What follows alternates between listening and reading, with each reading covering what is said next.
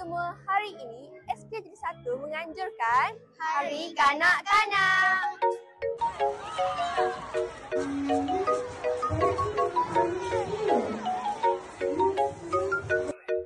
Hello, testing. Aku main bola. Polis. Bomber. Shuttle. Teacher.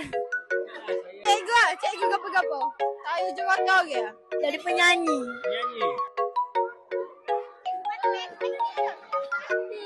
Puan polis. Bertugas di kecemasan. Zoli fardu maghribi salasa rakaatin ada lillahi ta'ala. Saya anggota tentera dari Malaysia. Saya Hafiz, saya nak jadi master taekwondo. Saya nak jadi chef sebab saya boleh masak dekat dalam restoran.